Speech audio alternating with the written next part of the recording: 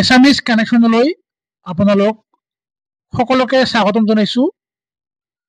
আজি আমি আলোচনা কৰিম অসমীয়াৰ বুকখনৰ 26টা গুৰুত্বপূৰ্ণ প্ৰশ্ন উত্তৰ। এই কিতাপখনৰ পৰা DLEDৰ এন্ট্ৰেন্স এক্সামত বাৰে বাৰে কমন পৰা দেখা যায়। গতিকে এইখিনিতে আপোনালোকক জনাওঁ যে সমাজ বিজ্ঞান প্ৰথম ভাগ ষষ্ঠ শ্ৰেণীৰ পাঠ্যপুথি সেকশ্যন 2 ছ'চিয়েল সায়েন্স, ইয়াৰ ওপৰত মই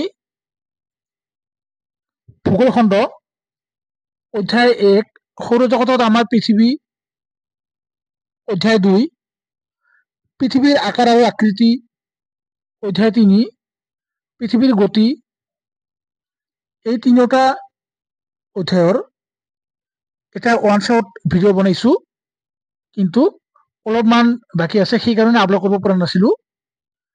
গতিকে অহাকাইলৈ এই ভিডিঅ'টি আপলোড কৰিম।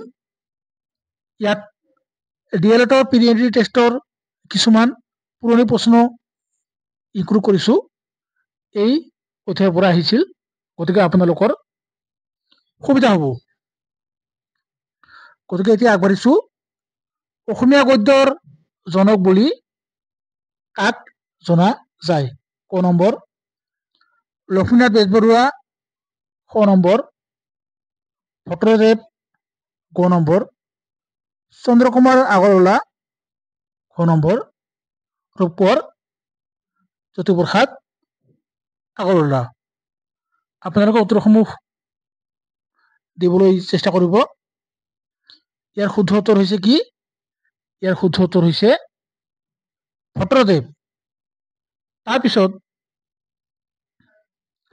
অসমীয়া ইংৰাজী এই অভিধানত মাইলছ ব্ৰনছনে অন্তৰ্ভুক্ত কৰিছিল ক নম্বৰ 15,000টা শব্দ, খ নম্বৰ 20,000 শব্দ, ক নম্বৰ 14,000 শব্দ, খ নম্বৰ 14,000 শব্দ। ইয়াৰ শুদ্ধ উত্তৰ কি? ইয়াৰ শুদ্ধ উত্তৰ হৈছে 14,000টা শব্দ।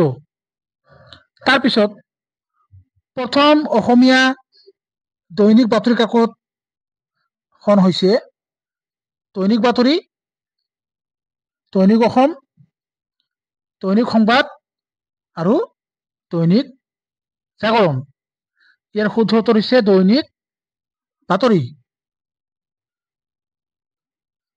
দৈনিক বাতৰি 1935 চনত যোৰহাটৰ পৰা কি হৈছিল? প্ৰকাশ হৈছিল। ৰামায়ণৰ প্ৰথম অসমীয়া অনুবাদক কোন? মহাপুৰুষ শ্ৰীমন্ত শংকৰদেৱ, ভট্টদেৱ, মাধৱদেৱ আৰু মাধৱ কন্দলী। ইয়াৰ শুদ্ধ উত্তৰ কি? ইয়াৰ শুদ্ধ উত্তৰ হৈছে মাধৱ কন্দলী। তাৰপিছত অৰ্জুন বঁটা প্ৰাপক প্ৰথম অসমীয়া ক্ৰীড়াবিদ কোন?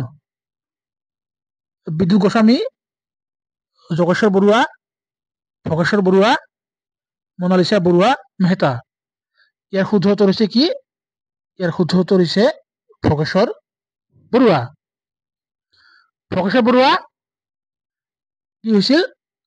ভোগেশ্বৰ বৰুৱাই অৰ্জুন বঁটা লাভ কৰিছিল 1966 চনত।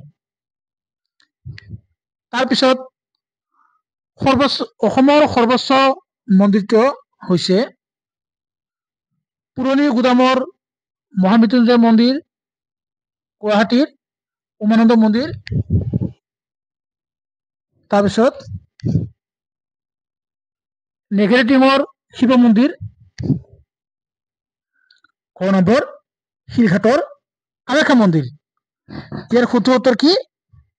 ইয়াৰ শুদ্ধ উত্তৰ হৈছে পুৰণি গুদামৰ মহামৃত্যুঞ্জয় মন্দিৰ। তাৰপিছত অম্বুবাচীৰ অৰ্থ হৈছে, এই প্ৰশ্নটো আপোনালোকে নোটছ কৰি ল'ব, সুধি দিব পাৰে, এনেকুৱা প্ৰশ্ন বহুত আহিছিল। অম্বুবাচীৰ অৰ্থ হৈছে কি? বৰুণ দেৱতাৰ আশীৰ্বাদ, মা কামাখ্যাৰ নিবৃত্তি আৰু বৃষ্টিপাত, খ নম্বৰ শিৱ কামাখ্যাৰ বিবাহ। ইয়াৰ শুদ্ধ উত্তৰ হৈছে কি? ইয়াৰ শুদ্ধ উত্তৰ হৈছে বৃষ্টিপাত। অম্বুবাচী অসমত আহাৰ মাহত পালন কৰা হয়। যদি খুজি দিয়ে আপোনালোকে পাব। জনবিশ্বাস অনুসৰি উক্ত মাহৰ 7 তাৰিখৰ পৰা 3 দিনলৈ পৃথিৱী অখুচি হয়। এই সময়ত কোনো কৃষিকাৰ্য কৰা নহয়। 3 দিনৰ পাছত গৃহ শুদ্ধিকৰণ কৰা হয় আৰু মাটিৰ পৃথিৱী শুচি হয়। সেই কেইদিনত কি হয়? কামাখ্যা মন্দিৰত অম্বুবাচী মেলা অনুষ্ঠিত হয়। আপোনালোকে নিশ্চয় গৈছে।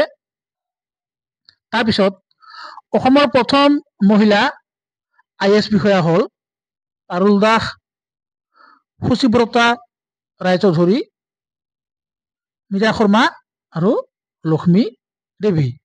ইয়াৰ শুদ্ধ উত্তৰ কি? ইয়াৰ শুদ্ধ উত্তৰ হৈছে সুচিব্ৰতা ৰায় চৌধুৰী। 1927 চনৰ পৰা 2009লৈ 1954 চনৰ প্ৰথম অসামৰিক সেৱাত কি হৈছিল? সুচিব্ৰতা ৰায় চৌধুৰীয়ে যোগ দিছিল। তাৰপিছত শুৱালকুছি কিয় বিখ্যাত? তীখা উদ্যোগত, পাট মুগা উদ্যোগত, কপাহ উদ্যোগত আৰু চামৰা উদ্যোগত। এনেকুৱা প্ৰশ্ন বাৰে বাৰে আহিছিল DLEDত, সেইকাৰণে মই অন্তৰ্ভুক্ত কৰিছো। যেনে ইয়াৰ শুদ্ধ উত্তৰ হৈছে পাট মুগা উদ্যোগত। গুৱাহাটীৰ পৰা 24 কিলোমিটাৰ নিলগৰ শুৱালকুছি পাট মুগা উৎপাদনৰ বাবে জনাজাত স্থান। শুৱালকুছি হৈছে বিশ্বৰ অন্যতম বৃহৎ বয়ন গাঁও, যাক পূবৰ মানচেষ্টাৰ ৰূপেও জনা যায়।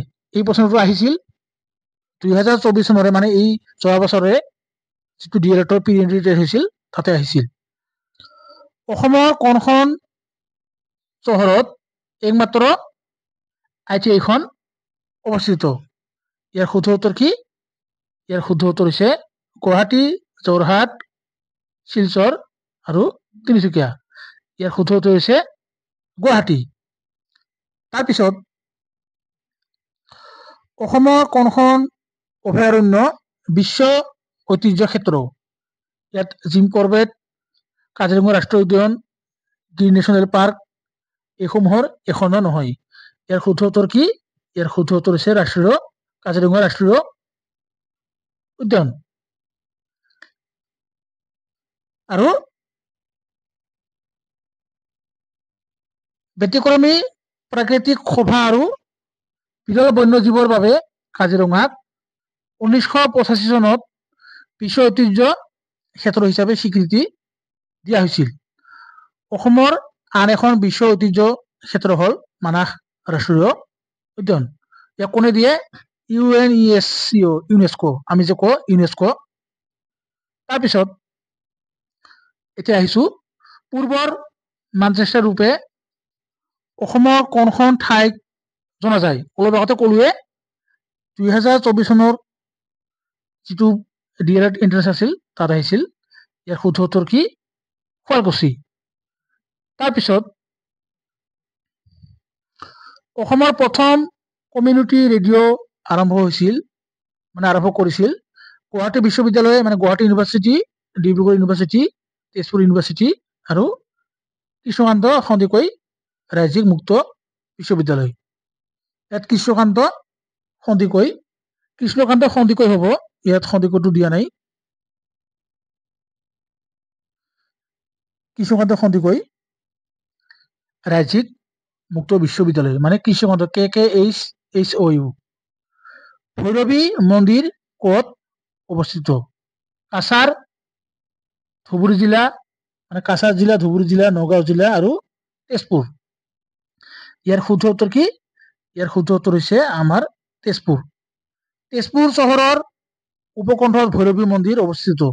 দেৱী দুৰ্গাৰ মহাবিদ্যাৰ অংশ স্বৰূপে ভৈৰৱীক এই মন্দিৰত উপাসনা কৰা হয়। এইখন অসমৰ উল্লেখযোগ্য শক্তিপীঠ নামেৰে জনাজাত। সৰ্থেবাৰী কিয় বিখ্যাত? মানে কিহৰ কাৰণে বিখ্যাত?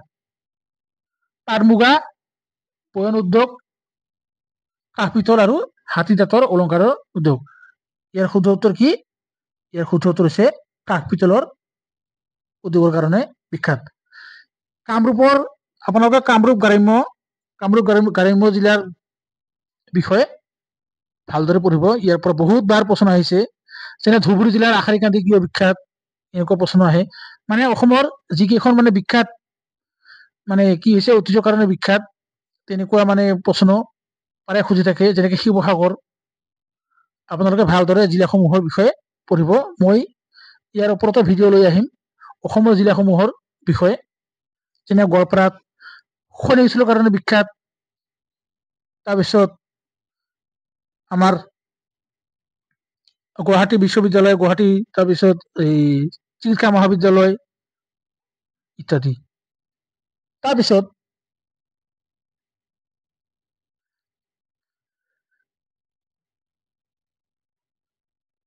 নিজুমলাৰ লগত কোন পৰিব্ৰাজক অসমলৈ আহিছিল?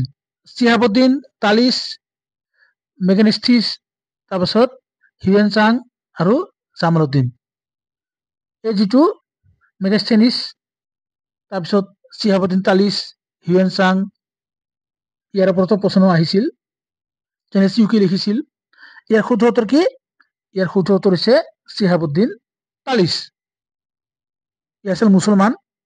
পৃথিৱীৰ ক্ষুদ্ৰতম নদীদ্বীপ কি? আগতে আছিল কি? ইয়াৰ আগতে যে মই ভিডিঅ' দিছিলো তাত আছিল বৃহত্তম মাজুলী। এতিয়া আহিছো ক্ষুদ্ৰতম। শুধু দিব পাৰে বৃহত্তম আৰু ক্ষুদ্ৰতম। ইয়াৰ শুদ্ধ উত্তৰ কি? ইয়াৰ শুদ্ধ উত্তৰ হৈছে উমানন্দ। ব্ৰহ্মপুত্ৰ নদীৰ মাজত পৃথিৱীৰ ক্ষুদ্ৰতম নদীদ্বীপ উমানন্দ অৱস্থিত। ইয়াৰ মাটিকালি হৈছে কি? 13 বিঘা 3 কঠা। মুছলমানে কেইবাৰ অসম আক্ৰমণ কৰিছিল? 12 বাৰ, 17 বাৰ, 19 বাৰ আৰু 7 বাৰ। ইয়াৰ শুদ্ধ উত্তৰ কি? 17 বাৰ আক্ৰমণ কৰিছিল। কুৰুক্ষেত্ৰৰ যুদ্ধত অসমৰ কোনজন বীৰে পাণ্ডৱৰ হৈ যুদ্ধ কৰিছিল? পুব্ৰবাহন, ঘটোৎকচ, সাতবাহন আৰু ভগদত্ত। ইয়াৰ শুদ্ধ উত্তৰ কি? ইয়াৰ শুদ্ধ উত্তৰ হৈছে ঘটোৎকচ। এই প্ৰশ্নটো আহিছিল ডিএলএডত। ঘটোৎকচ আছিল দ্বিতীয় পাণ্ডৱ ভীমৰ ঔৰসত আৰু মণিপুৰৰ জীয়ৰী হিড়িম্বাৰ গৰ্ভত জন্মগ্ৰহণ কৰা মহাবীৰ। বৰাক নদীৰ দৈৰ্ঘ্য কিমান? প্ৰায় 900 কিলোমিটাৰ, প্ৰায় 700 কিলোমিটাৰ, প্ৰায় 2000 কিলোমিটাৰ, প্ৰায় 1500 কিলোমিটাৰ। শুদ্ধ উত্তৰ প্ৰায় 900 কিলোমিটাৰ। আহোম আৰু মোগলৰ মাজত আলাবৈৰণ কিমান চনত হৈছিল? 1669 চনৰ 5 আগষ্ট তাৰিখে কি হৈছিল? আহোম আৰু মোগলৰ মাজত আলাবৈৰণ হৈছিল। জাতিংগা ক'ত অৱস্থিত?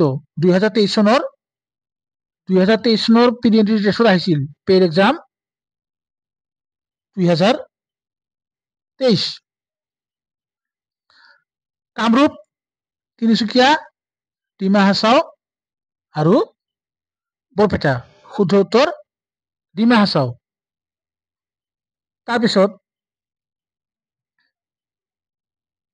যদি প্ৰশ্ন সুধি দিয়ে জাতিংগা কিহৰ কাৰণে বিখ্যাত? ইয়াৰ শুদ্ধ উত্তৰ কি? ব্যাপক হাৰত পক্ষীৰ আত্মহত্যা বা হত্যাৰ কাৰণে বিখ্যাত। যিহেতু 2023 চনত আহিছিল, ইয়াৰ ৰিলেটেড হয়, আপোনালোকে লিখি ল'ব। ব্যাপক হাৰত পক্ষীৰ আত্মহত্যা বা হত্যাৰ কাৰণে বিখ্যাত। অসমত আহোমে কিমান বছৰ ৰাজত্ব কৰিছিল? প্ৰায় 200 বছৰ, প্ৰায় 300 বছৰ, প্ৰায় 400 বছৰ, প্ৰায় 600 বছৰ। প্ৰায় 600 বছৰ ৰাজত্ব কৰিছিল। আটাইতকৈ প্ৰখ্যাত কোচ ৰজাজন হল নৰনাৰায়ণ চিলাৰায়, বীৰ চিলাৰায়, ৰঘুদেৱ আৰু লাচিত বৰফুকন। ইয়াৰ শুদ্ধ উত্তৰ হৈছে কি? নৰনাৰায়ণ। সতী সাধনী কাৰ পত্নী আছিল? এই প্ৰশ্নটো আহিছিল লাচিত বৰফুকন, যোধ সিংহ, নীতিপাল আৰু বীৰপাল। ইয়াৰ শুদ্ধ উত্তৰ হৈছে নীতিপাল।